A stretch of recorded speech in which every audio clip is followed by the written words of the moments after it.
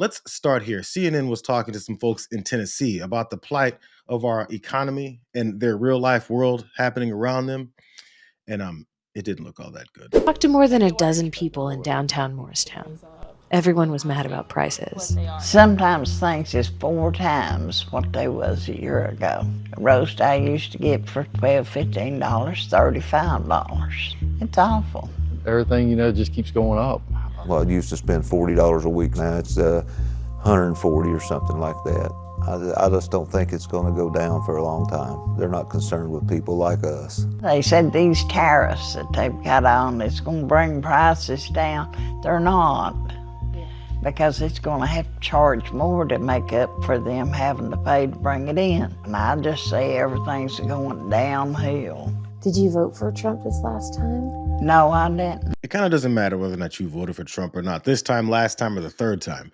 The whole situation here is that prices have gone up. People are talking about it. They can literally see it in their budget. They can see it in their grocery prices. Damn near triple, I'm sorry, definitely triple, and damn near quadruple the prices that people were paying before. We've gone from saying everything's going to be great to denying it to saying wait a little bit longer. Price of beef continues to rise and other items keep going up. Is there any way to address the cost of beef? Once it kicks in, once our policies kick in, the price of beef will be going down, just like the price of eggs went down and the price of a lot of other grocery items went down. Beef will go down. It'll all go down. Energy has gone way down. The price of gasoline has gone really, I think you'll be hitting $2 very soon. And it was $4.50 a little while ago. So energy's gone way down. That brings everything else with it. But beef has gone, as you know, for other reasons. The price of beef has gone up a little bit.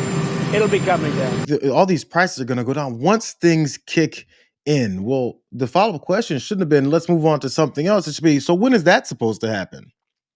When the price of eggs drops, why did that happen? He doesn't have any answers to the whens, whys, hows, whats, none of it. He just goes on to the next thing to talk some more madness that has nothing to do with what it is that's happening. He has no idea. As a matter of fact, he doesn't care. He did mention there, gas prices have gone down. Remember he said it were $1.99 and that everyone should be so happy. And then for some reason, people with red hats on said, yeah, despite the fact of what I'm seeing, you're absolutely right.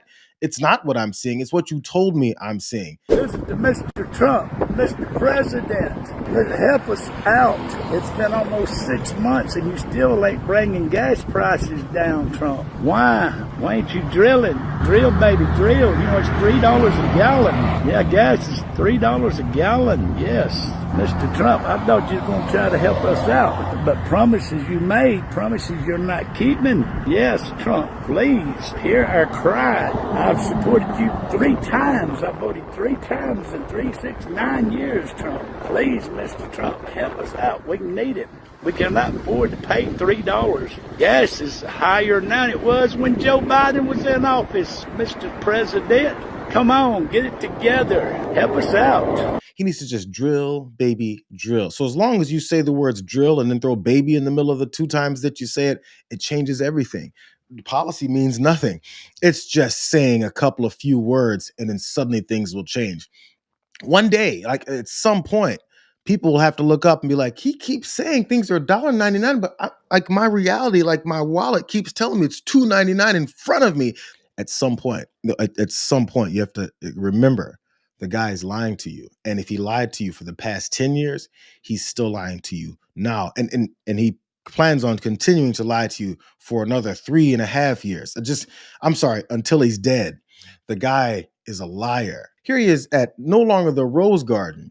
He's at the Rose parking lot that he made out of the Rose Garden, talking to elitists, talking to the elite oligarchs of the country, because that's who he's paying attention to. But I'm really happy when you see almost $17 trillion will be invested in this country over the next few months. Remember, his policies have to kick in before prices come down. We're going to have $17 trillion invested in the next few months. Keep that in mind, because I'm going to go to Scott Bessent a little bit later as he's talking about when these things are supposed to happen. But you're supposed to keep waiting. How are you supposed to keep waiting when you run out of money? How are you supposed to keep waiting when your jobs are leaving? Because they're also telling us that that's not happening. But he's talking to rich guys. He's talking to Republican legislators who are standing there for the rich guy elitist dinner, for him to brag about $17 trillion coming in. Yet some people can't afford $2.99 a gallon of gas. It's like he's throwing it in your face. And if he was bringing in $17 trillion, and as I pointed out last week, that number switched from 4 trillion to 8 trillion to 17 trillion to hundreds of billions to who knows, because he doesn't expect you to really pay attention to it. He expects you to just do whatever it is he tells you to do while he's talking to the elitists at this dinner, because, he's really cleared out that swamp. Here's some of these good red-blooded American patriot farmers. Let's let them tell you how things are going. Right now, we're in a very dire situation. September's upon us, harvest is starting in the deep south, and we have 0 bushels of soybeans on the books to be sold to China for this current crop that's about to come out of the field. Historically, over the last 5 years, about a third of soybean sales to China would be booked. China amounts to 25% of our total U.S. soybean crop.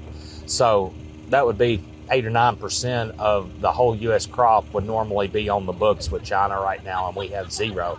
That is alarming. The farm economy as a whole is struggling. Inflation has caused our cost of production to rise drastically on every front. Commodity prices, in particular soybeans, are down about 50% from where they were 3 years ago. And our numbers are deeply in the red. And we send this letter to President Trump because we've been talking for months about needing to have sales in place, a deal in place, a phase 2 type agreement that has purchase commitments along with a level playing field on trade with no tariffs. And we haven't had anything happen, unfortunately. And our appeal to President Trump and his administration is make soybeans a priority in any trade negotiations that are taking place. Soybeans are the #1 agriculture export to China. And in the last trade war, it was 71% of the losses that we had as American farmers. And they're critical. When you've convinced enough people in this country that we're an isolated nation that doesn't need anyone else, and that we both create, produce, export, and import everything, and that everything in the world revolves around us, like this dumb in the White House has told enough people. Without the United States, everything in the world would die. It's true. It's so powerful. It's so big. And I made it really big in the first 4 years. Then it started to degenerate with what this Biden administration did. But we've built it up to a level that I never thought we could be at this quickly. We're the hottest, we're the best financially. The money coming in is so big because of tariffs and other things, but because of tariffs. Tariff gets us even those other things. People that are in business, people that do this stuff. He said, we've been talking for months trying to get this straightened out. Have you heard any reports about them talking about for months trying to get this? Have you heard the president talking about how he's been in conversation with these farmers who now are saying their exports to China are at 0 and we are screwed? And we're going to need some help. So are we going to wait for that bailout to come? Is that coming from the 17 trillion that he said he's taking in, which is bullshit? That 17 trillion that he said he's taking in, that then he's going to somehow cause some great golden era in this country.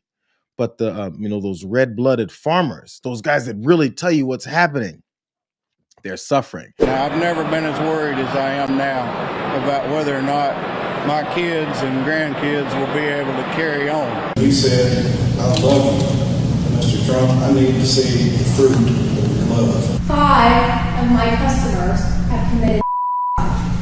That's how serious that this is. And what it costs for us to farm is astronomical now. I farm with paid-for equipment. All my tractors are 50 years old, and I can't hardly make this deal work. I think the tariffs are the ice cream on the cake of a perfect storm. After a horrible year last year where most farmers in Arkansas Delta lost money, this year's going to be worse. We made a decision to go out this year in the spring. So my son will not be the 7th generation on our farm. We're going to lose 25 or 30% of the farmers in this country if they don't do something. It has to be done, and it's not just here. It's everywhere. They haven't been in these situations before. They haven't been in positions where the president is literally taking away their livelihoods and telling them that everything is great. Instead, while he paves over the rose garden and makes it a nice palatial palace for all of his rich elite friends to come. Did you guys know billionaires showed up that other day when RFK Jr. was testifying in front of the Senate, and he had them inside because it rained, but that was supposed to be the grand opening of his rose garden parking lot. When are we going to finally realize the people that told you they're all American and here comes all of these great things and that he's for you, that he's not? Don't wait for the next thing. Don't say, well, I mean, this time, but in 2 more weeks. I'm sorry, he said 3 more months. I'm sorry, he said 6 more months. I'm sorry, he said next year.